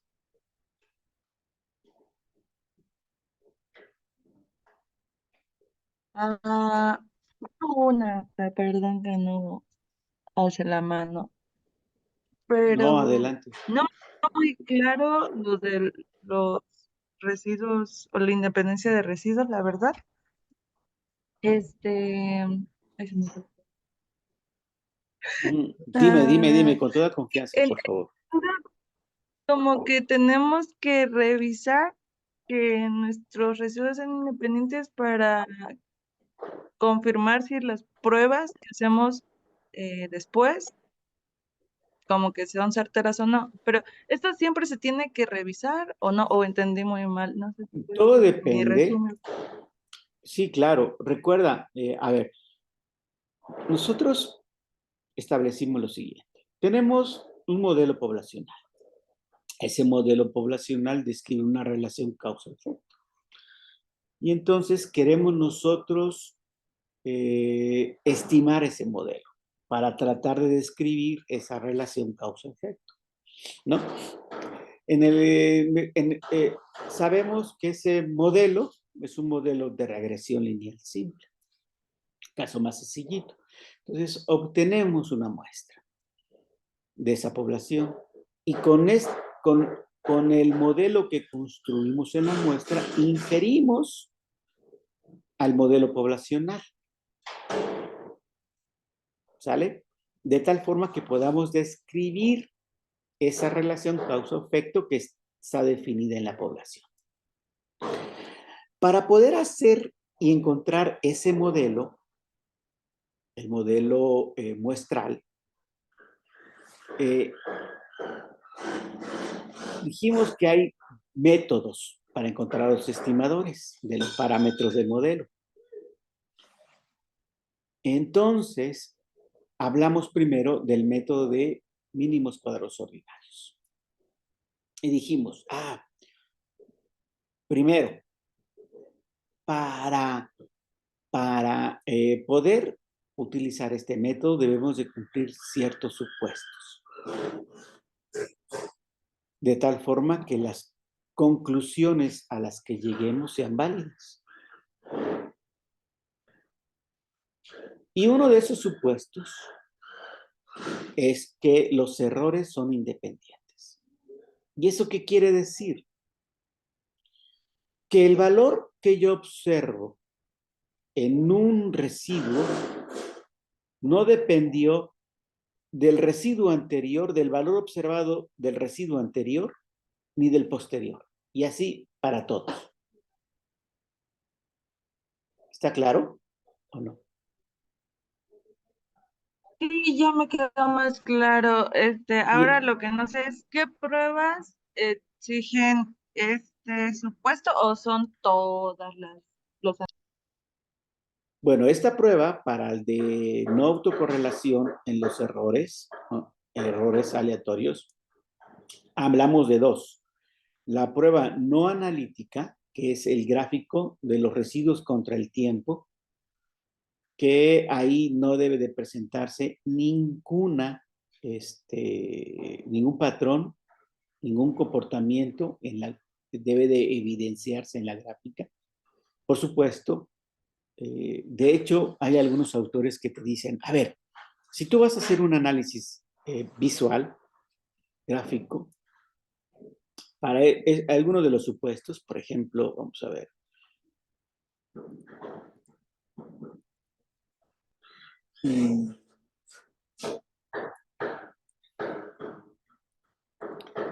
Permíteme, nada más estoy viendo un gráfico de los residuos, cualquiera, de hecho. Vamos a ver para homoelasticidad, el que hicimos. Aquí está, este. Te dice la literatura. A ver, quédate con la primera impresión. Si tú te quedas analizando detenidamente el gráfico, muy seguramente vas a encontrar alguna tendencia o algún patrón donde no lo hay. Por ello dicen, quédate con la primera impresión. Y todavía caemos, independientemente de esta recomendación, en lo subjetivo. Por ello, se dice, bueno, además, pero algunas veces es tan evidente el análisis visual que ya no es necesario hacer un análisis analítico para verificarlo. Pero bueno, no nos cuesta absolutamente nada. Es a realizar al 2 o 3 o incorporar 2 o 3 instrucciones a mi script y ya con eso hago un análisis no analítico y analítico. De hecho, vuelvo a recalcar, y todos los autores te dicen, basa tus conclusiones en el análisis no analítico, en el análisis analítico y también considera el tamaño de muestra. Considerando estos 3 factores, ahora sí, determina las conclusiones. En el caso de la independencia, dijimos, hay un gráfico igual que trabaja un análisis no analítico, que trabaja, bueno, que se realiza a través de un gráfico, un análisis visual, en donde en el eje vertical van los residuos y en el eje horizontal va el tiempo o el orden de la captura de los datos, que por lo general se le denota como tiempo.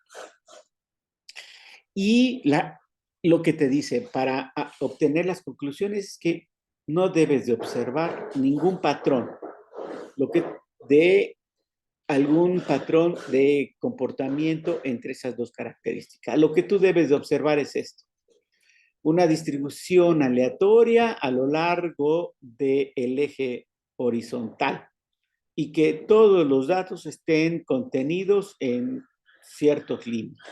Ya, no más. Si observas algún otro tipo de comportamiento, entonces hay evidencia de que posiblemente el supuesto no se cumpla. Ya, de hecho, la prueba analítica ya te va a decir efectivamente y con cierto grado de precisión, tú vas a saber si la evidencia que tú observaste en el análisis no analítico es correcta o no. Les decía entonces, para el concepto o el supuesto, verificar el supuesto de independencia, pues se utiliza el análisis visual y el análisis analítico. En el análisis visual, ya lo comentamos, residuos contra el orden con que se capturó la base de datos, y la prueba analítica es la prueba que comentamos, ¿no? Es la prueba que se llama, ya se me fue el nombre,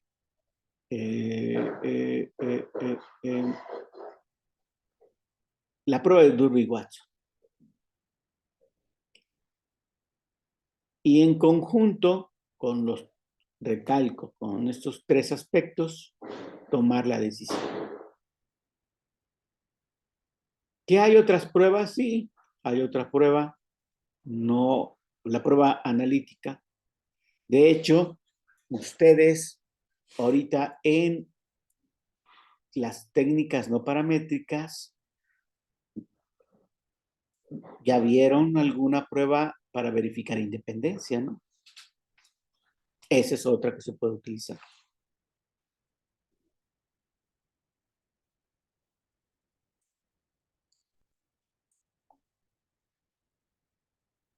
No sé si quedó claro la respuesta.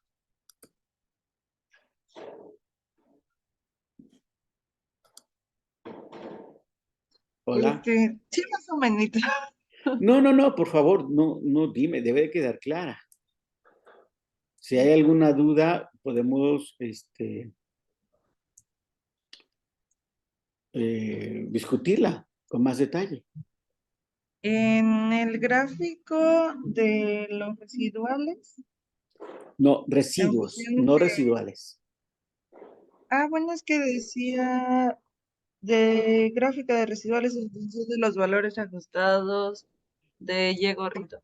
No me digas que puse residuales, son residuos. ¿Dónde puse? ¿Para qué? ¿Para qué supuesto? No, pues sobre esto de residuos independientes nos puso primero un gráfico antes en donde se ven contenidos, que ponía el comando de R, el plot de datos con la función fitted values. Ah, sí, acá está este.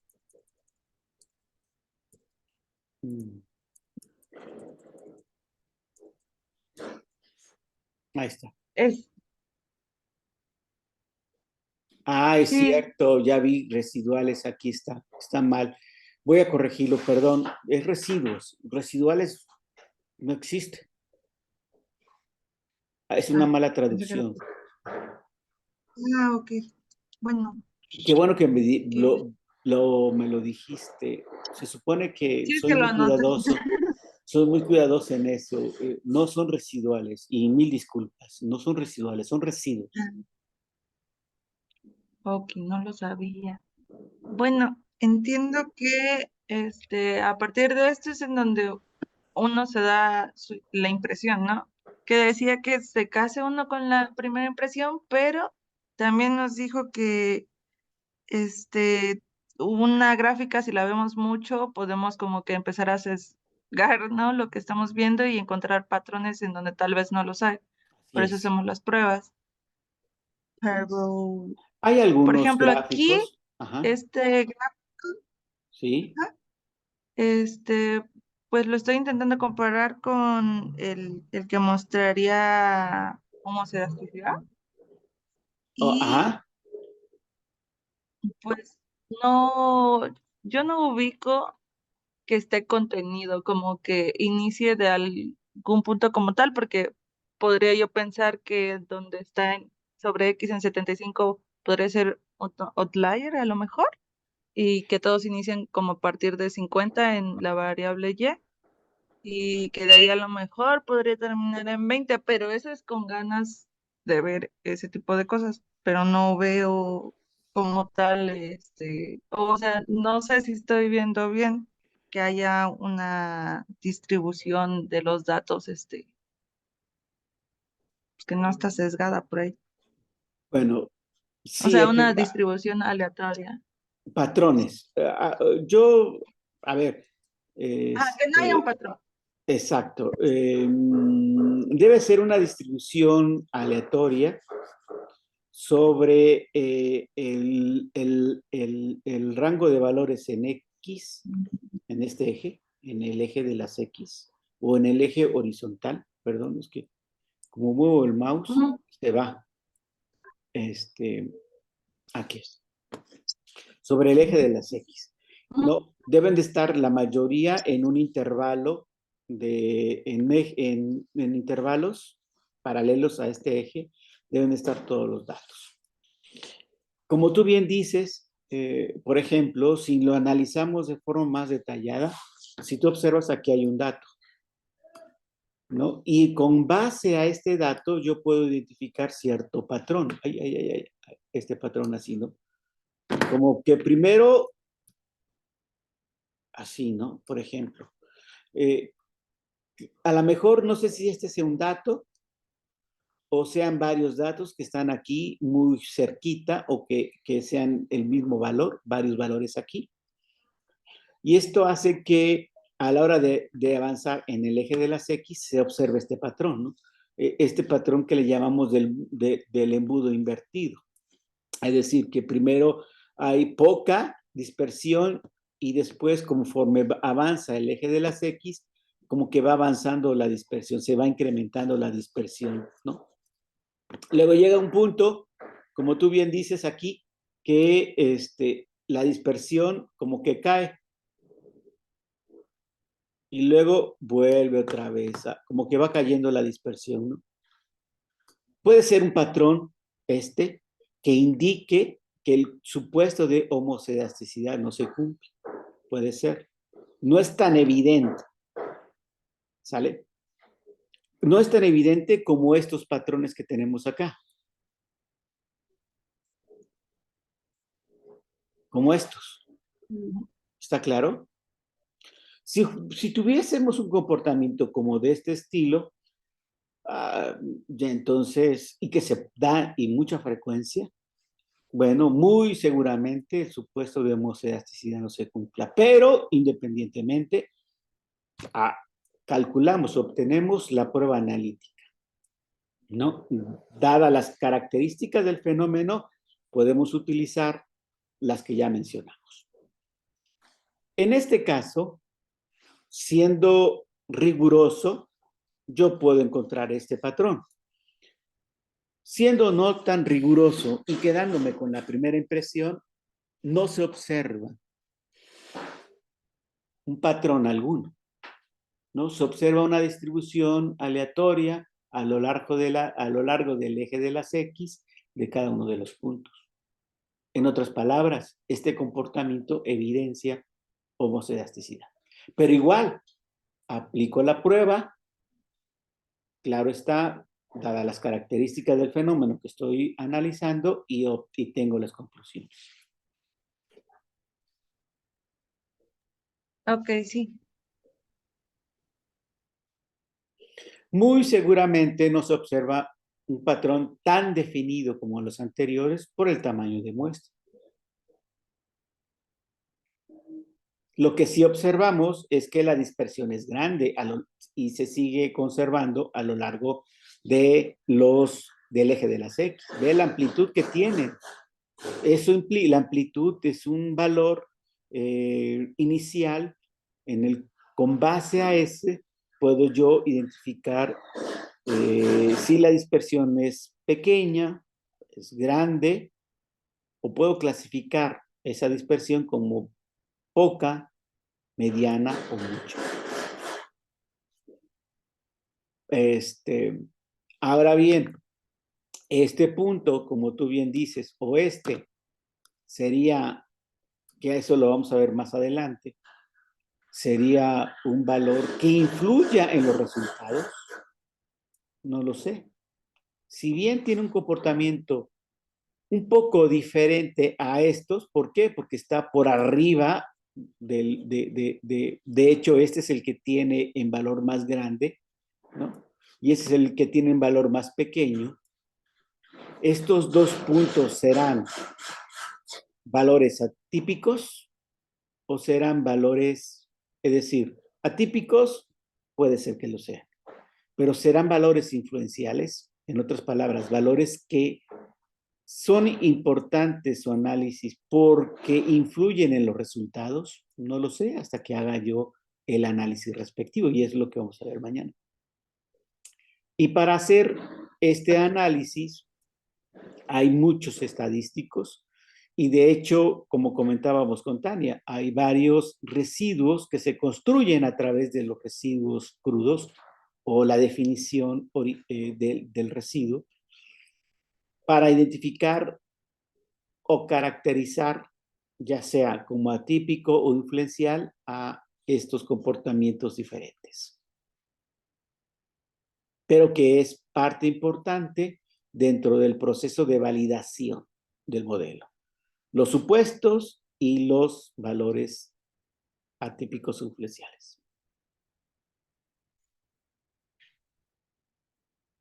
Y que son procesos que debemos de hacer cuando uno realiza el ajuste o realiza uno la modelación estadística. Uno no puede dejar de hacerlo cuando hace modelación.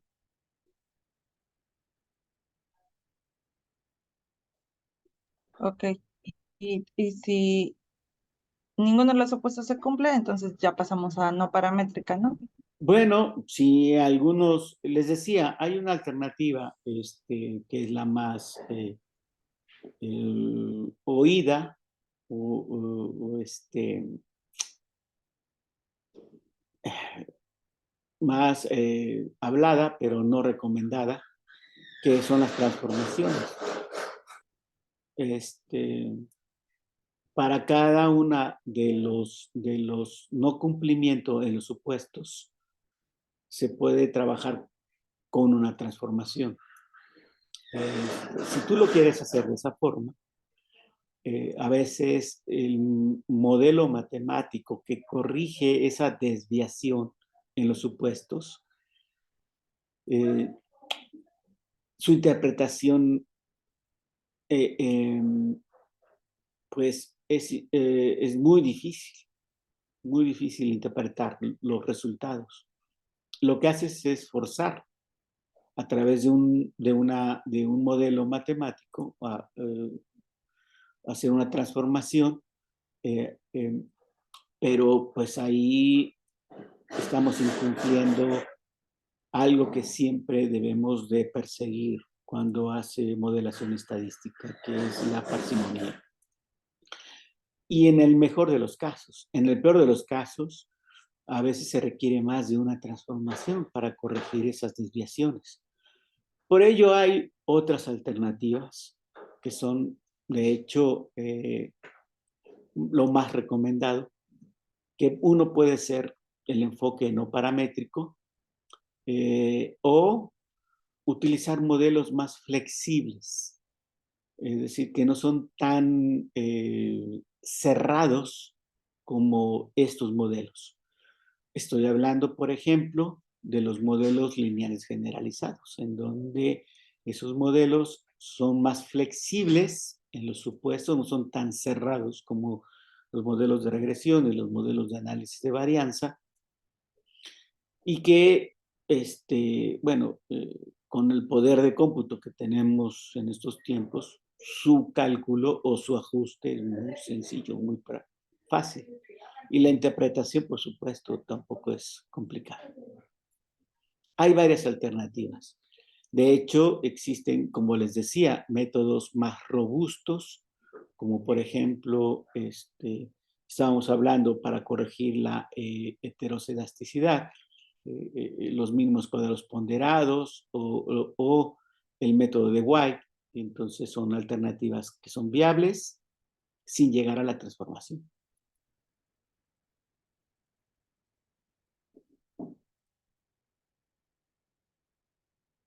No sé si hay alguna otra pregunta o... ¿Cómo? No, muchas gracias. ¿Alguien más? Si no, le dejamos hasta aquí y nos vemos mañana a las 9.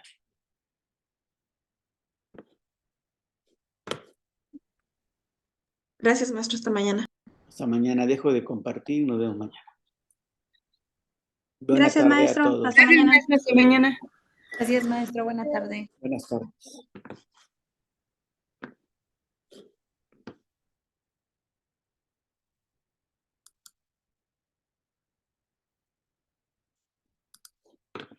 Dejo de grabar.